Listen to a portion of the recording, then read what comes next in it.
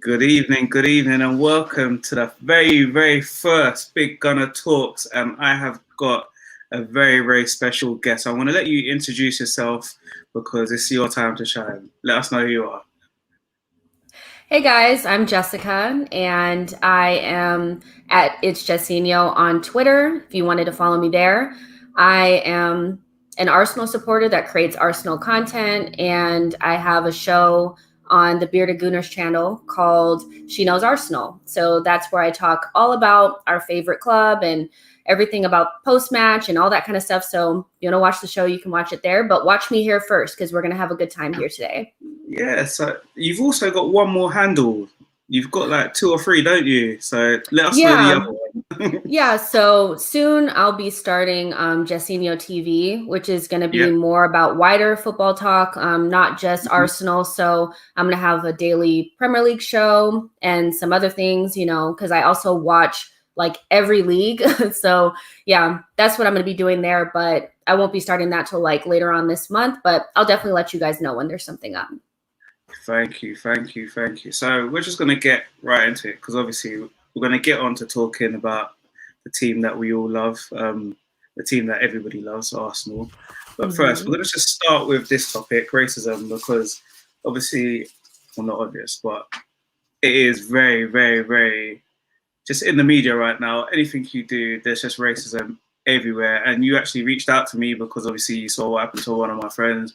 I don't want to put his name in here because he hasn't given me permission to. But obviously you saw what happened to him. You spoke up about it as well. When you saw that, what did you actually feel?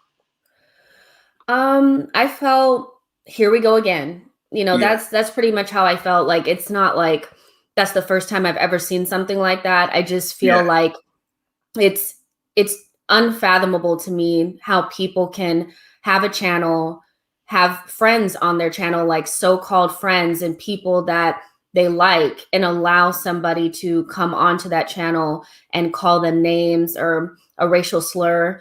I'm shocked to see nobody stand up in the moment hmm, for it to be described as something that maybe didn't happen or like you misheard or something like that. And quite frankly, it's offensive. I just can't understand why we don't react appropriately to bigotry, racism, anything on a live stream. And yeah, if you have a channel, you're responsible for your subscribers and your followers because they're your community. And if you're not going to be responsible and protect them and create a safe environment, you should not have a channel. I yeah, believe that. That may not be popular. That may not be what you think you signed up for, but that's what you signed up for, because to watch somebody allow somebody to be abused racially, like, and not do anything and then try to justify it in some way or act like people didn't hear what they heard is extremely, extremely offensive. So that's how I feel about that. I totally agree. And do you just, is there any part of you that would allow for somebody to say that they didn't know how to react in that moment? Because for me, like everybody's always saying Black Lives Matter and they're always Hmm. talking about it. This particular channel has spoken about it in the past. So when I saw it, I know the person that ran the channel, and automatically I was very upset. And I Hmm. voiced how many times that I was very, very upset. I cried about the situation, and it was because obviously one, it happened to one of my friends, and for two, the person that owned the channel had said millions of times that he was against racism. Loads of people on the actual stream, again, they had like Black Lives Matter and stuff, and this was their one chance to sort of make a stand. All they had to do was just say, "What did you say?" and then just say, "Shut up," and then kick him off the stream. If he would have just done that, he wouldn't have had to, abuse the guy, because you don't, like, two wrongs don't make a right. Like, all you had to do is just kick him off, and that would have been, for me, that the issue would have been settled. But do you think we can allow them to say that we froze in a moment? Is that a good enough reason for you? Um, well, just to kind of what you're basically saying is like, okay, this is somebody that claims to be an ally of Black Lives Matter, right? Because they've spoken about it before. But as we've seen for even big companies like Twitter, YouTube, Instagram, like places where big celebrities are being racially abused on their app, they have a hard time dealing with how to create policies and procedures around the situation, because ultimately there's money involved, right? And you don't, there's freedom of speech and things like that. So there's a real fine line, when it comes to bigger companies dealing with things like this. So I think when we start talking about smaller channels and personal channels and things like that, there can be kind of like an uneasy feeling about responding to something in the moment. But that's really where being an ally matters, is in the moment, not having Black Lives Matter in your bio, but when something happens, reacting to it right away. And I just think that, I want to say that it's maybe you didn't know how to deal with it, so we can let it slide. But for anybody who has a channel, and if you're watching this right now, I'll tell you right now that something that you can do is react quickly, condemn it immediately, tell that person that they're off the stream, kick them off right then, apologize to the people that are watching and the person that may have been abused. Then after the stream, address it again. Address anybody who's going to watch it after the fact. And you can also, vet the people that you have coming on your channel. You need to talk to them, look at things that they've done in the past.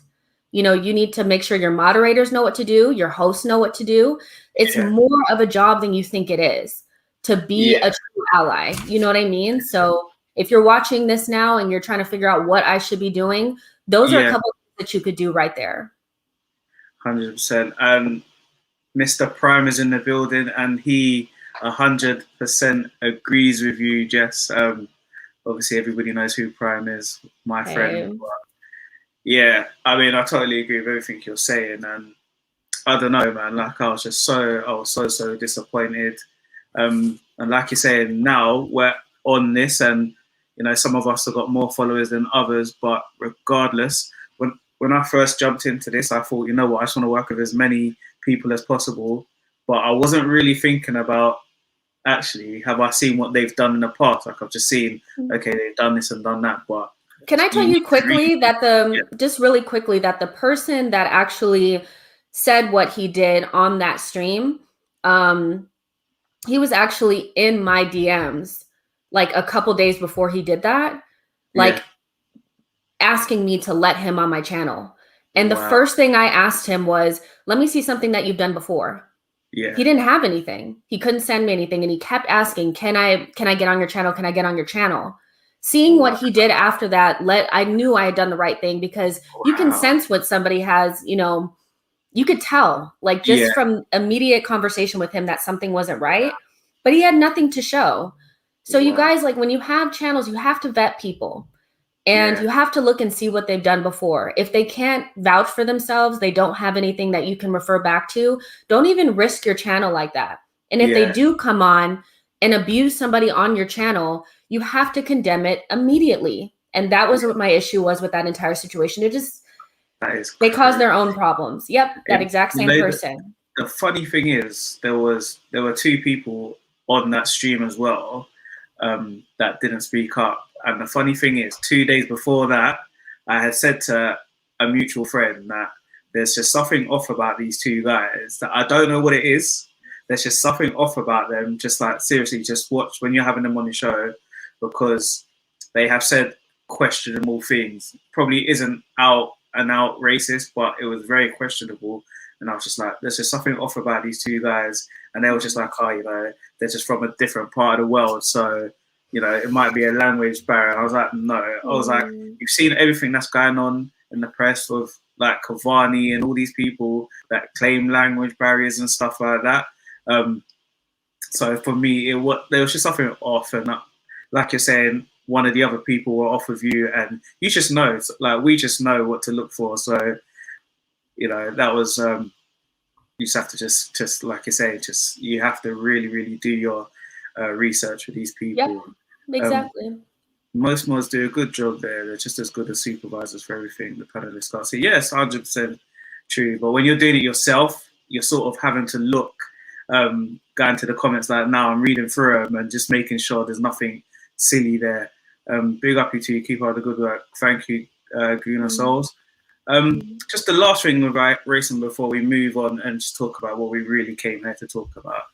Do you agree with taking a knee before every match? I believe if that's something that you believe in, Yeah. that's what you should do. I Yeah. don't think that there's anything wrong with it. And I also don't have an issue with people not doing it, because I feel like you should be able to express yourself in your own way. So to me, I'm perfectly fine with people taking a knee, people not taking a knee. But what I have an issue with is people trying to police people's views.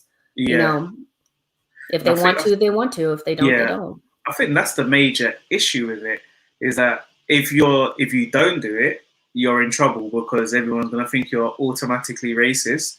If you do it, then you're doing it because you've been told to do it.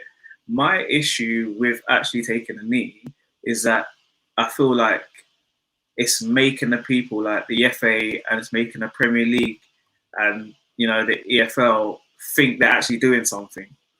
And they're getting off lightly. For me, they're getting off lightly because they're not actually doing anything. They're just saying, take the knee. They're just putting Black Lives Matter on shirts. For me, that isn't action. That's just a token. Anyone can do that. But what wasn't there a player that said that? A player that's come out recently and said that? Loads. I mean, Les Ferdinand of QPR, he came out and said it as well. And straight away, I was like, that is 100% correct. For me, it doesn't mean anything, because when you look at people doing it, they don't even look interested. Like half of the time they forget to do it, and then you get people doing like half a knee and stuff like that. So I feel like it kind of just gets lost in translation, and it's making them feel like they're actually doing more than what they're actually doing. So that goes back to action versus words. You know, it goes back to that, like when people are being, you know, these players are being abused online, nothing is really happening. You know, I think Ian Wright, the person that abused him, the kid that abused him, got off recently, you know. So I do agree with that. You know, I don't think there's anything wrong with it. I think taking the knee and showing people that Black Lives Matter is important as a visual representation, but then there also has to be action behind it. 110%. And just the last thing about fines, they're just the worst things in the world. Like, we're giving clubs like £20,000 fine. That's not even a week's worth of wages for half of the players. Or even when they do it for countries, like country teams, they're getting like silly fines. Do you think we should start taking points? Because somebody said, but then people are going to start going in their away teams and then pretend that they're racist. I don't think anyone's going to be that clever enough and think about it that much to then go get another team points deducted. I think that's a bit too far-fetched. But do you think if you hit them where it hurts, this will stop?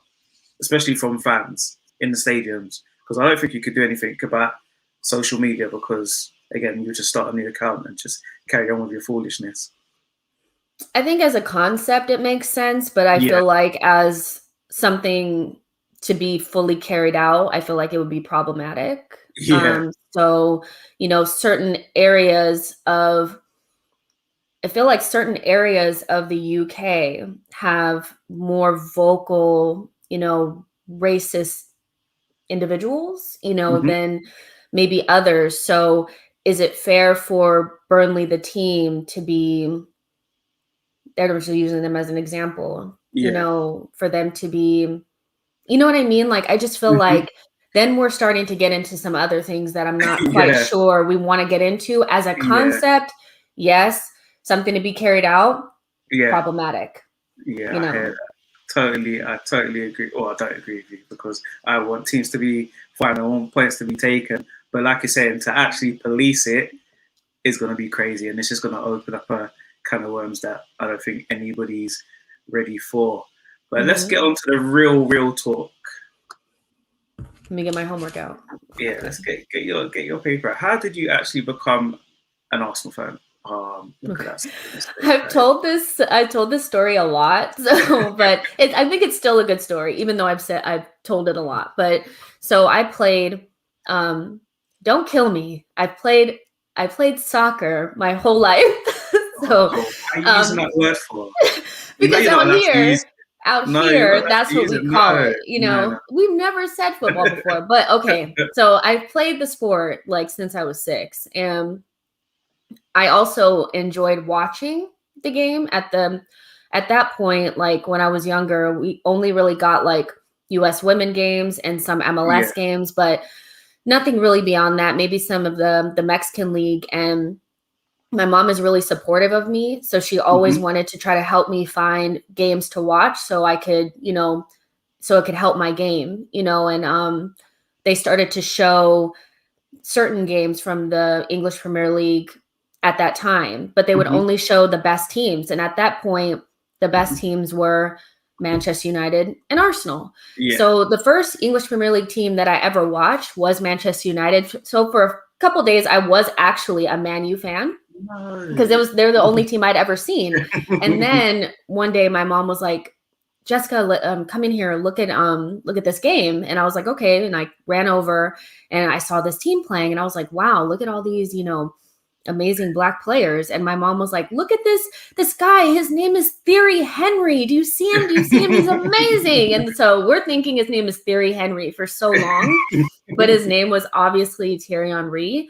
So for me, being African American and being usually the only Black girl in my class, the only Black girl on the team, to see a team full of Black players that were super good, because at that point, the Invincible team was pretty much, it was a lot of Black players on the team. It was really good for me, like in my confidence, and it was influential for me moving forward in my life. So that's how I became a fan. So is that about 2003, 2004 then? Or just before? About 2019. 1999, 2000, 2001, maybe 2000, 2001 was when the first time I ever saw them play. And then I started really getting into, a little bit further down the line. Yeah, so. Fair enough. I was just an Arsenal fan because my dad was, so no exciting or funny story. It's more exciting, it's more ingrained for you guys. For us, we always seem like, well, you're just going to pick the best team, but that's all we saw. They weren't showing Sunderland. Yeah. They weren't showing those teams. I didn't even know they existed unless they played against Arsenal, so. Everybody wants you to support teams like Chelsea and that, but we know Chelsea weren't really invented at the time, so that is probably why she doesn't support them. So what is we're going to talk about your favorite memories from a selection of competitions and stuff. So we're going to talk about the league right now. What is your favorite league moment? Like, what is the best league memory you have for Gunners, for Arsenal? So I kind of want to keep it current because, I think that's most realistic. I could name almost every game from like 2003, and those types, but I want to name something recent. So I'm going to say in the league, Arsenal versus Tottenham in 2018, the 4-2. I thought that was such a good game. Like in terms of it actually feeling like the rivalry was there, feeling the energy. There just hasn't been a lot of energy in those games since, I've really been watching them. And I thought that game was amazing. Torreira at the end, taking his shirt off, running around. That was awesome. Somebody else got a red card, but us. We got penalties finally. Like it was, I have to say, like, especially like in recent memory, that's probably been one of my favorite games in the league. No, I totally agree with you. And mine is, we briefly mentioned it, but we played Leeds away in 2001 or 2. I can't remember which year it was. And we had 8 Black players on the pitch. That was just crazy. Like, you've just never seen it. We could have fielded 10. The only one we couldn't have filled at the time would have been a goalkeeper. Obviously, we never had a Black goalkeeper. But that for me is probably like my favorite memory. Probably again Tony Adams scoring the winner, because that just shows my age when we first won the first double or second double, whichever way you look at it. So I'll say one of those 2 moments. It's been a while. been a while. We don't have any memories recently, so we're probably both gonna have to go really back for this. What about your favorite Champions League moment? So for me, I'm a Hmm. huge Jack Wilshere fan. Anybody that knows me, he always has a special place in my heart. Yeah, So for me, it was Jack Wilshere versus Barcelona in Barcelona. 2011 Champions Yeah. League. People thought, oh, it's not a big deal, but for me, Hmm. watching him play that way against some of the best players in the world just solidified him as one of the most talented young players I Yeah, think Arsenal has had. yeah, And I know that a lot of people talk about Ramsey, but that's because he had the chance to have those moments because yeah. in his injuries, he got chances to play. I think Wilshere's injury record really kept him from doing a lot for Arsenal, but Hmm. there's no doubt in my mind that he was the most talented young player that we had besides maybe Cesc. Like the ability that he had, the confidence that he had. I love Jack Wilshere. So Jack Wilshere Yeah. versus Barcelona, not even Arsenal. Jack Wilshere versus Arsenal or Yeah, versus that Barcelona. was. I mean, I didn't think you were gonna say the performance of a player, but I thought you may say that game. That would have been probably one of my games.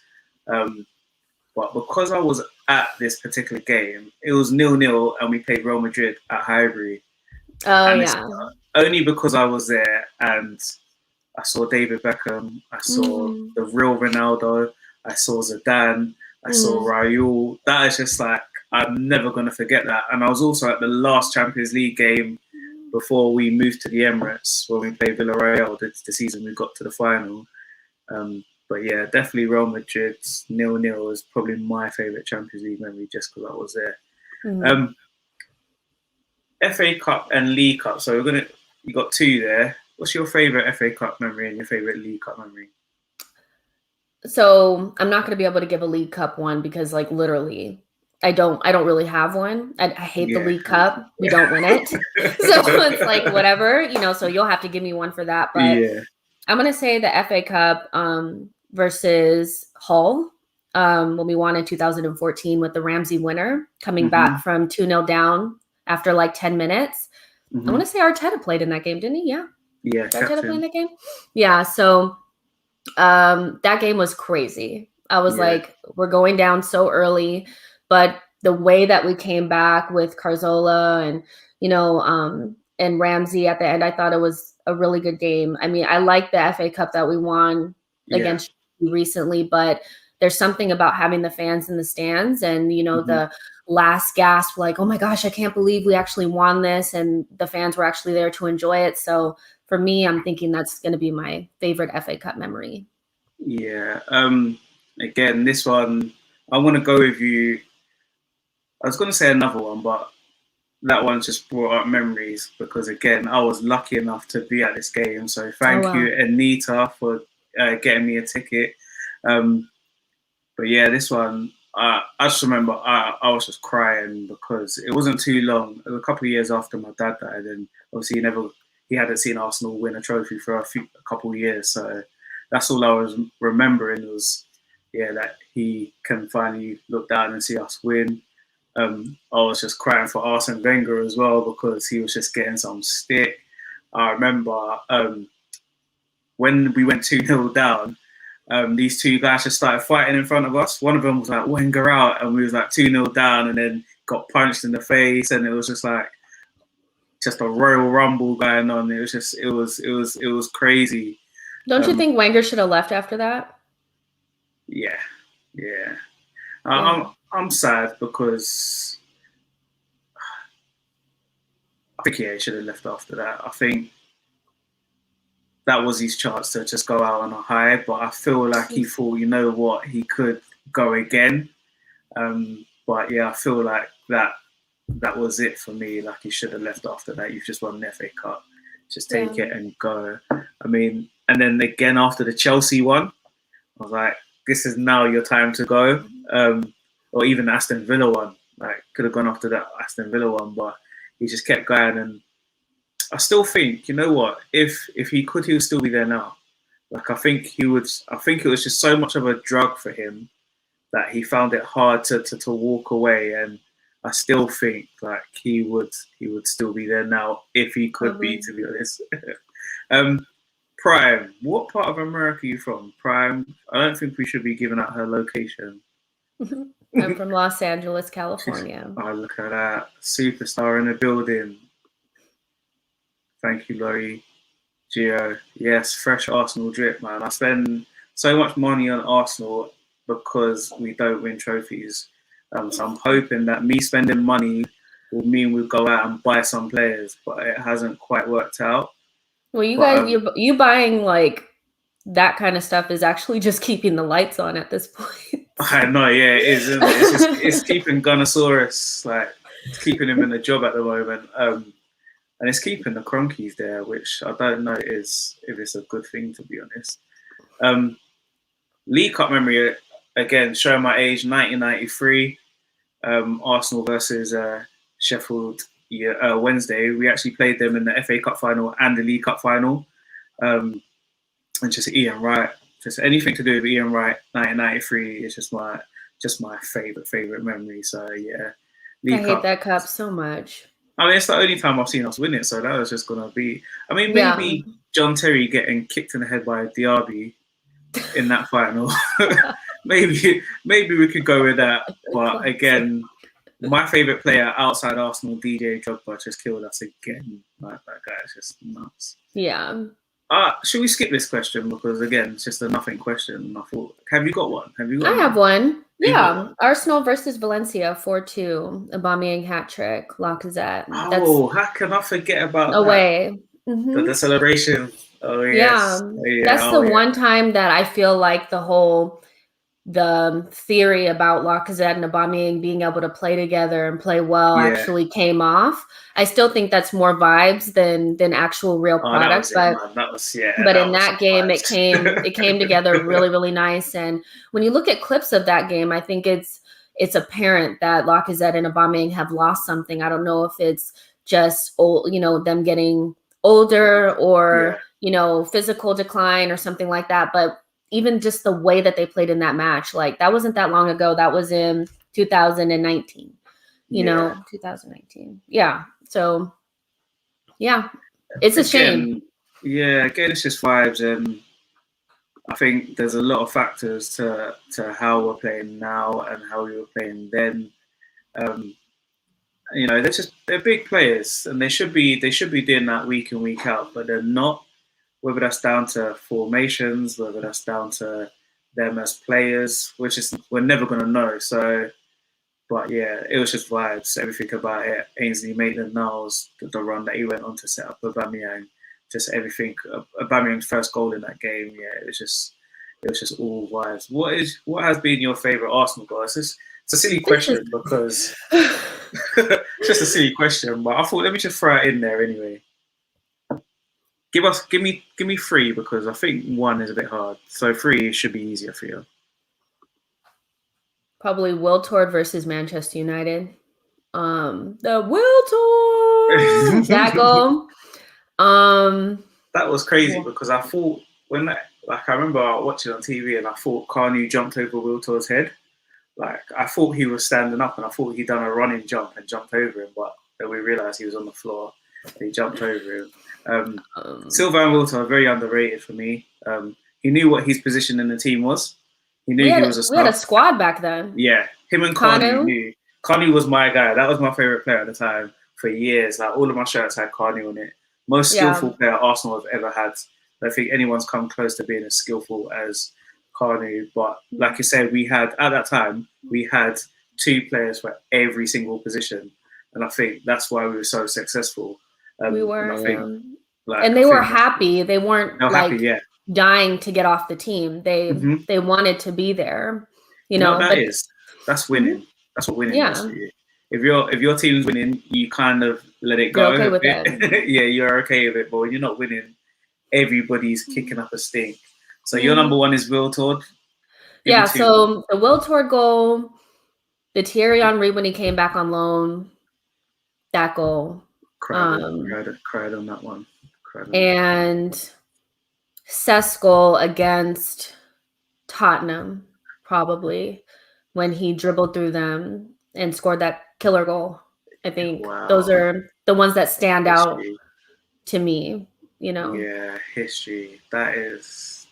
I remember that because we were watching it and we had just scored, so they were still replaying the goal, and then he's just broke through. He's just on the edge of the box and he's about to score again. And I was just like, why have we missed it? Because you're still showing the last goal. It was at the time. It was just so amazing. Yeah, big up Egal in the building, my guy. One of the guys that have got me onto YouTube. So thank you, Egal. The first time that we were in lockdown, like originally when the league stopped, the first thing I did was I watched all those old games over. Yeah. You know, so it gave me, you know, it took me back. Like it really did Yeah. take me back. And that was one of the ones, the Cesc goal against Tottenham, that really stands out to me of his quality. And the fact that back then, really beating them was all you really cared about. Yeah. Now it's, you know, I remember like Dele Alli last season was saying that he didn't even care about the derby anymore. It didn't matter to him because really their real rivals are Chelsea. And I was like, are you joking? Like, not really. You may think that they're more your level, but the derby still matters. And if the players think that way, that's why we're getting those really boring derby matches now. They're dead. Henry versus Man United. I mean, he had two that come to mind. Obviously, the flick up and volley, and then the one against Roy Carroll when he just smashed it and the ball was doing some crazy stuff in the air. I'm going to take it real back for my one, for mine. Obviously, Thierry Henry against Real Madrid. Oh, the Dennis Bergkamp one. I forgot about that one. One was going to be Dennis Bergkamp. There's so many. There's so many, but which one am I going to do? I'm going to give them the Leicester goal, the one part of his hat-trick. I want to give Dennis Bergkamp. And if you don't know about Kanu, go and Google Kanu versus Deportivo La Coruña. Yes. When he put the keeper on the floor, that is probably my favourite goal ever. No, second favourite for Kanu. My favourite Kanu goal is when he flicks it over, playing against Spurs at White Hart Lane, flicks it over the defender's head, volleys at bottom corner.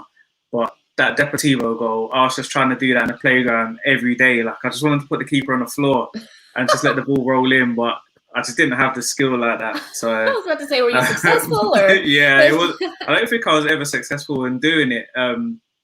But yeah, Kanu, like I say, it's just like one of my favorite Arsenal players ever.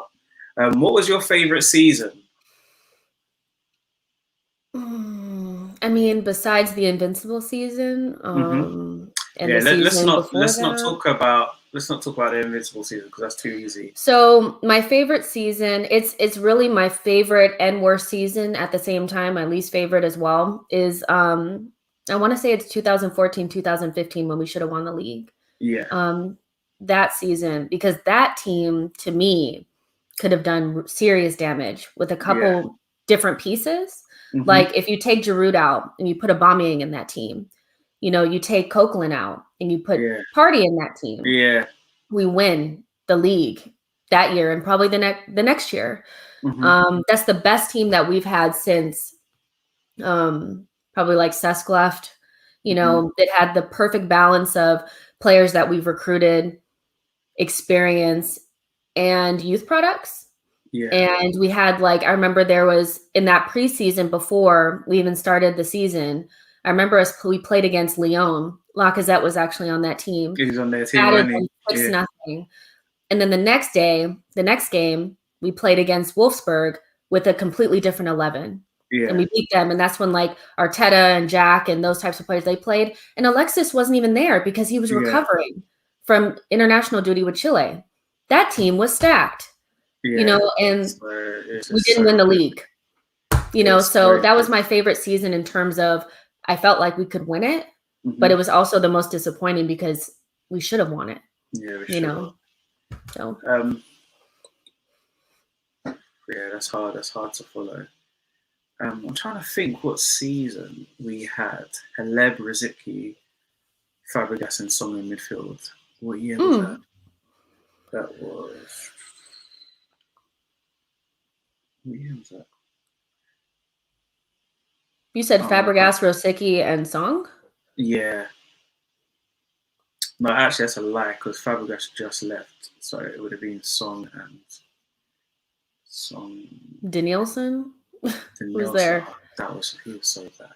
because he was there with Song. It was the season that we lost 8-2, like.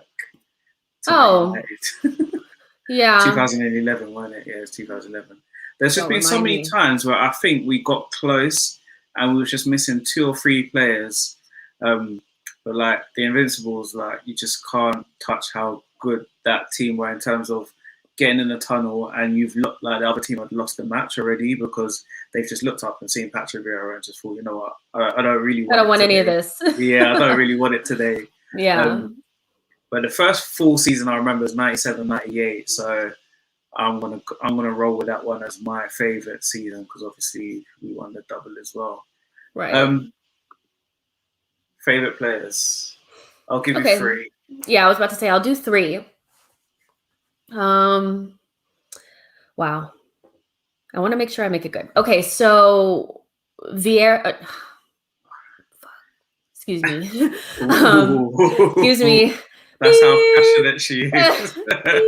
Because I really could name I could do 3, or 5 or 10. So yeah. I'm gonna say, let's say first, I'm gonna say Gilberto. I was number 19 growing up because of Gilberto. Interesting. I also played the same position, and we never knew what we had until we lost it. He's gone. And people think it was all Vieira, but really having the foil of Gilberto behind him and enabled him to be. I mean, back then you had 2-man midfields. Like back then it was 2 men in the midfield. Now we play more with 3, because they can't do the job that those players were doing. Obviously the league was different and stuff, but to me, Gilberto was so important to that team and what we accomplished. I mean, he kicked Edu out of that spot. I don't know if people really remember that, but Edu, I mean, he literally came in and said, you know what, I'm going to play next to Vieira. Thanks for coming, but we no longer need you. And I just think he was instrumental, and a lot of the things that he does were never celebrated because they weren't goals and assists, but I thought he was an amazing player for Arsenal. So Gilberto will be one of them. Jack Wilshere is obviously another one. Yeah. So good. And so tragic. He didn't really get to be what he was supposed to be, because not only just for Arsenal, but for the England national team as well. He was supposed to be big, huge. That was crazy. So it's unfortunate. 3 matches in a row for England where he was man of the match in 3 of those games. So it's just like the quality was there. It really was. Even Cesc said that out of all of the players that he played with at Arsenal, Jack Wilshere is one of the only ones that he could actually see playing in the midfield for Barcelona, which is a huge coup for him, because playing up top for Barcelona like Thierry Henry did. Yeah. I love Thierry, obviously, but there's a difference between that and playing in the midfield, because the midfield positions at Barcelona are so coveted because you have to be top level. Yeah. And having somebody of Cesc quality tell us that Jack Wilshere could have been that quality is not only like, wow, we really did have something special, but it's also heartbreaking at the same time. So 100%. Jack Wilshere, number 2. And I got to go with Patrick Vieira just because he was iconic. He's the definition of a midfielder. He is the original box to box. He was a leader. Without him, a lot of the success that we had would not have come to fruition. Yeah. You just don't see players like that. And the battles between him and Roy Keane are what I really define as my Arsenal memories. Like coming into that era and watching the way those 2 players battled it out and how they had mutual hate but respect for each other. Roy Keane was he was a leader as well. I'm sure a lot of Manchester United fans would say like that is their Vieira. They were equal. And I just don't see that in players anymore.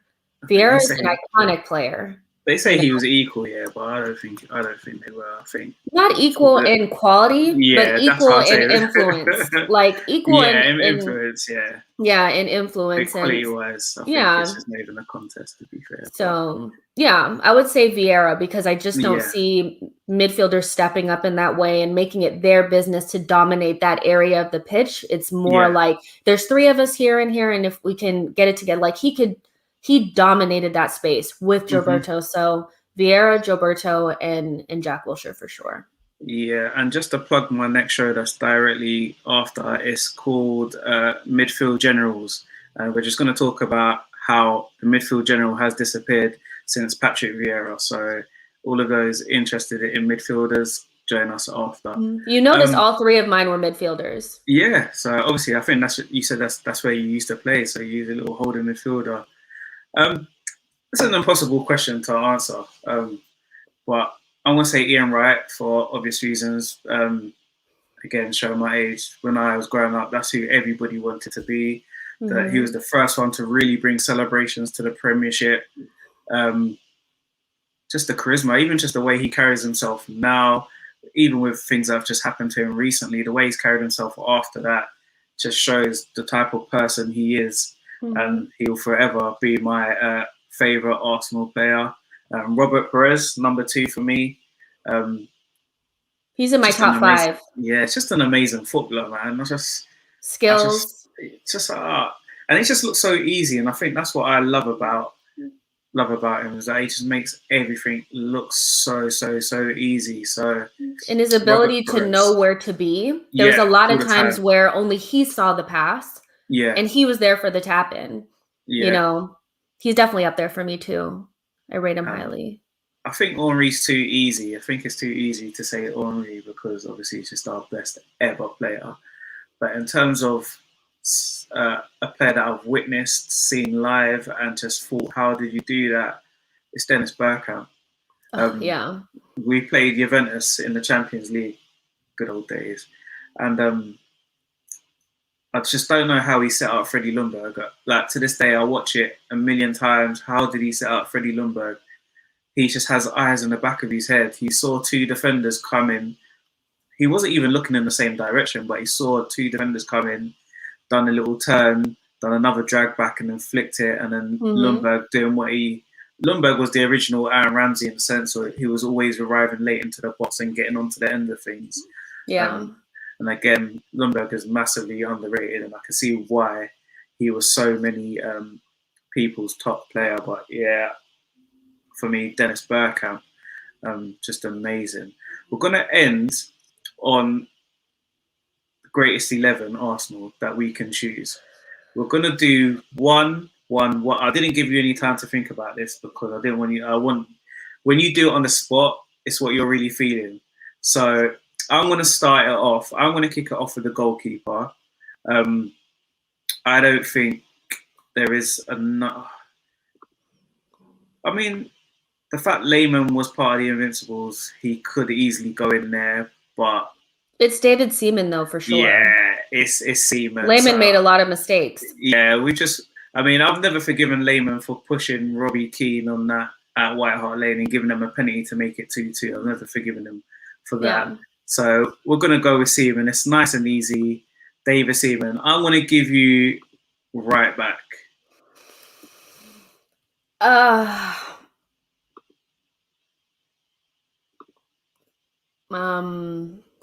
It's gonna get hard now. Well, I'm not picking Hector Bellerin, I'll tell you that. Oh, so gosh, let's not really for me, it's between Laurent. I'm picking Laurent. I'm not even forget it. Laurent. Who was your other? Who was just out of interest? Who was you possibly thinking of putting in there? I mean, people might hate me if you're more a traditionalist, but Sonia. Yeah, to be like I've witnessed all 3. To be fair, I've witnessed Lauren, Sonia, and Lee Dixon. I love Lee Dixon, but in terms of ability and stuff, this guy was a centre midfielder. Wenger put him into right back, and he was class. He was so good. Easily became the best, and he used to take penalties as well. And the penalty that he scored at Highbury against Spurs, put it down the middle. Did we ever know why him and Henry hated each other? Did we ever know? I don't know. I always wanted to know why. It's crazy that people could hate each other but just be so brilliant together. I want to put in I want to do one centre back, then you do one centre back. Okay. It's gonna drop back onto me for left back. Wait, no, I have to choose left back. You alright? You can have the left back then. I'll choose the two centre backs. Okay. What formation do you want to play as well? A 4. Let's do a 4-4-3. That's hard. Do you want to do? I think we have to do 4-4-2. Yeah, let's go 4-4-2. Centre back. Wow. I feel like I have to put him in there because he is Mr. Arsenal. I'm putting in Tony Adams for one. Yeah, for sure. So just because he is Mr. Arsenal. Anybody in the comments, give us who you think should be the second centre back.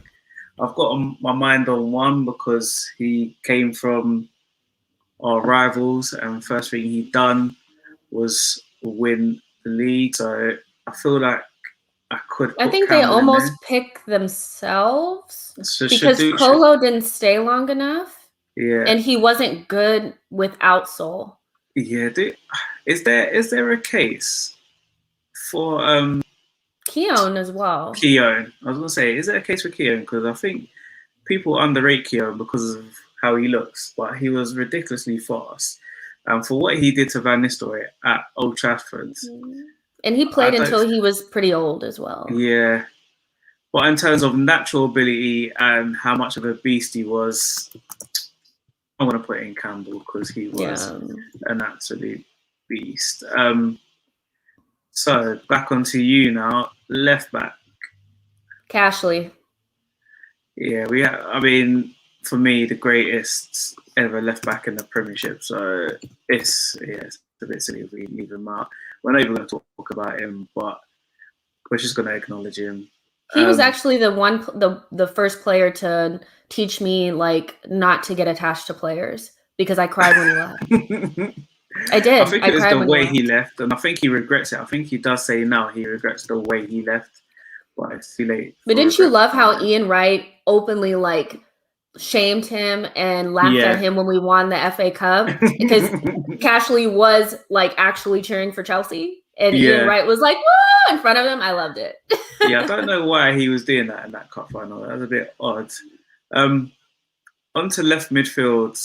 Obviously, I think this one picks itself. I've gone for Bobby because obviously I mentioned him as being my favourite ever player. For sure.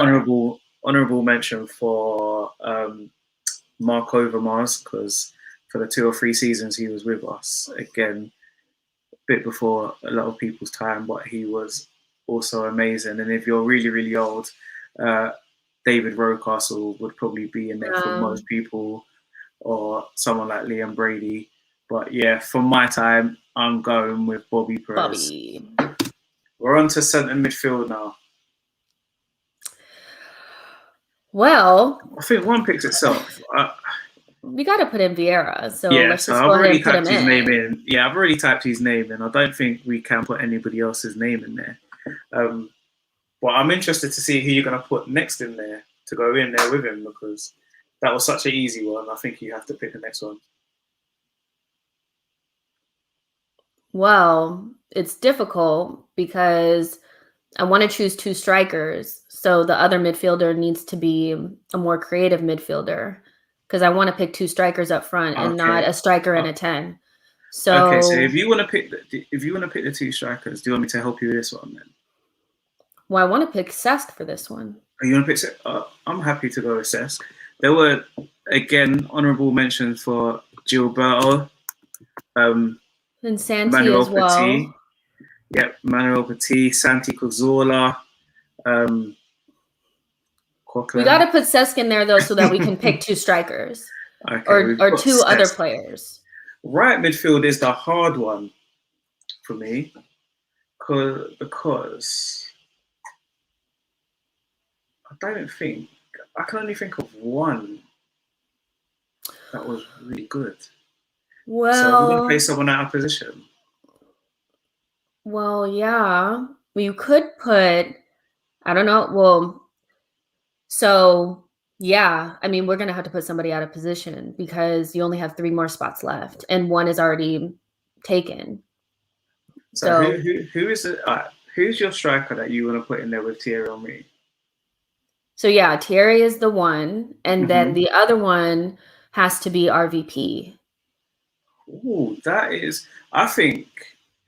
Like it I has think to we're good be. enough to go with these three in midfield.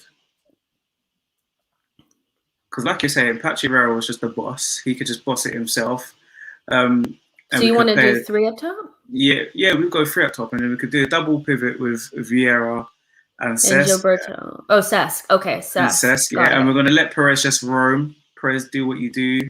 And then we've got room to put in 3 strikers because you've gone and thrown a spanner in the works and said RVP, and I wasn't expecting that. Well, So I'm we've got, thinking ability-wise. yeah. Ability-wise, I still think that as much of a Judas as he is, like Mhm. he still was so good. I have to put him in there unless you want to put Aubameyang in there.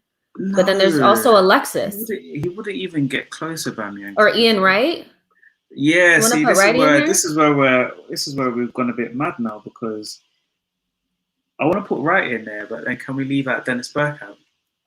No, you can't. That's why. Well, yeah, that's why I wanted to put Cesc in the midfield so that we could have another space for Dennis. But then we ran out of space immediately because I put RVP in there. So what if we played Bergkamp on You know the what we're gonna right? do? No, you know what we're gonna do, yeah? No, we're gonna go crazy. Because Cashley Cole, yeah, like I don't think he deserves it. So we're gonna go 3 at the back: Keown, Campbell, and Adams. And we're gonna have Perez, Anelka. Vieira, Cesc. We're gonna play 3-3-4. It's unheard of. 3-3-4. Okay. It's unheard of, but we're gonna do it. We're gonna put Bergkamp in there. He's just gonna. I don't know where he's gonna play, but we're just gonna put him in there because he's Dennis Bergkamp. I've never seen a footballer like him. Yeah, so we've got 3 at the back: Adams, Keown, Campbell. Then we've got 3 in midfield: Vieira, Cesc, and Perez. And then we're going 4 up top: Thierry Henry, RVP, Dennis Bergkamp. And I've got to put Ian Wright in there. Like, yeah, then you have to put Ian Wright in there. Yeah, we're gonna have to put Ian Wright in there. Like this, we're scoring 10 goals a game. We may concede 8, but we're scoring 10 goals a game, and that's what we've come to see.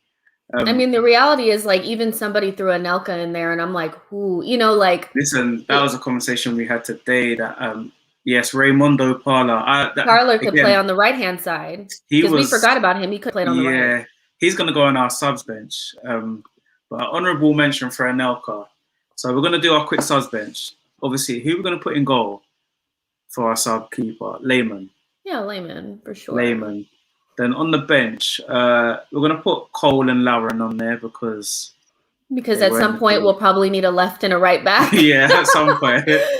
After we score 10, we're going to need a left and a right back. Then pick 2 midfielders that you want to put in there. Oh, Santi for sure. Then if I have somebody to add. Yeah, and then why don't midfielder. You don't want to put Ozil in there? Yeah, we'll have Ozil on the bench as well. So Ozil and Santi, plus Lauren, Cole, and Lehmann. And then Anelka for our sub-striker. And another sub-striker. Alexis. So, unfortunately, Aubameyang, Lacazette, you have both not made the team. I didn't even think about them. Like, I didn't think about them because when you really think about it, I mean, honestly, you're not making it. Torre, you haven't made the team. Unfortunately, sorry. We are sorry. Gilberto as well, mate. You know what? We're kicking Ashley Cole off. He's not. We don't care. Gilberto, you're now a sub. Well, take Ozil out and put Gilberto in. Okay, Ozil. Because we need a left and a right back. We can't just be out here like this. Yeah, we need. Okay, we're gonna take off. We're gonna take off Mesut. Sorry, Mesut. You know I love you, but we've got to put Gilberto on because he retweeted something I said the other day. So. Oh. I love Gilberto. I do too. yeah, I just told him to put his boots on and come and play for us, and then he retweeted it. So I was like ecstatic.